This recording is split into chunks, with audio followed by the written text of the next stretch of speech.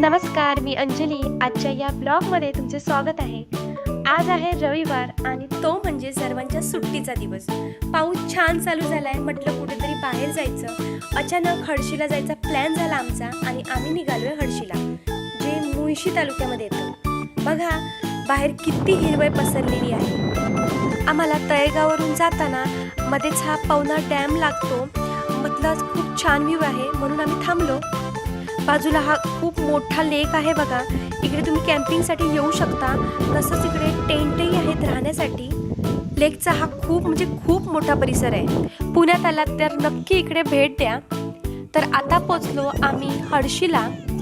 गाडी पार्क करायला इकडे कोणतेही चार्जेस घेतले जात नाहीत. पार्किंग एरिया पण बघा खूप मोठा आहे. मंदिराच्या समोरचा परिसर बघायला गेलं तर या कारंज्या इकडे लावलेल्या आहेत आणि समोरच हे सत्य साईबाबांचं मंदिर आहे. मंदिराकडे बघितलं तर एकदम प्रसन्न वाटतं. बाजूलाच ही छोटी छोटी अशी तळी आहेत. वेगवेगळ्या कलरची कमळे बघा इकडे फुललेली आहेत. तुम्हाला ही पावसातच बघायला मिळतील. आधी हे पक्षी पण बघा एकदम काहीतरी खातायत असं वाटतं नाही. तर दर्शन करून आम्ही निघालो आजूबाजूचा परिसर बघण्यासाठी.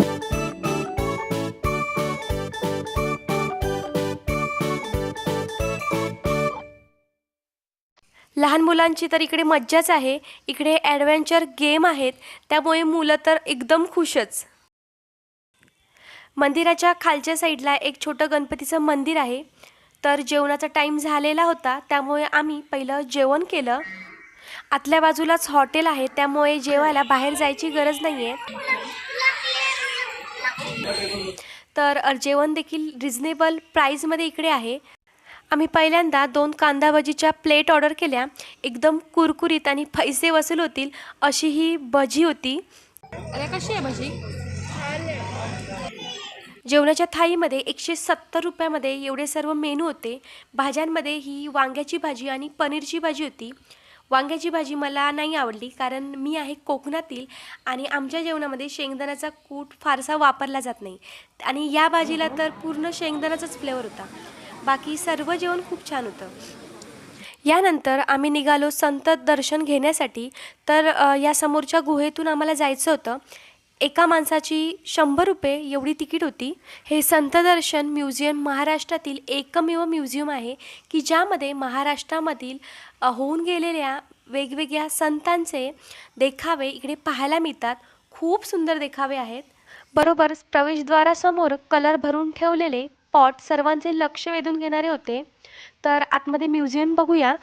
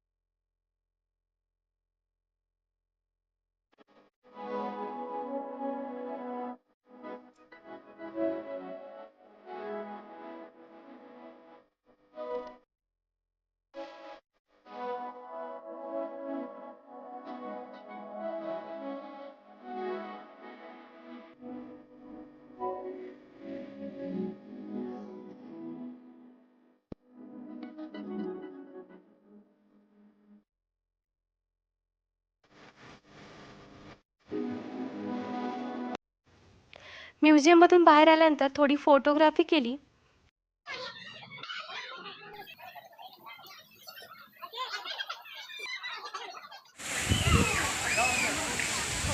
पावसाने बघा किती काळोख केलाय तो. हडशी बघून झालेलं आहे. आता बघू एखादा वॉटरफॉल भेटतो की नाही. कारण यज्ञाला जायचं आहे वॉटरफॉलमध्ये. नाही, तुला कुठे जायचंय?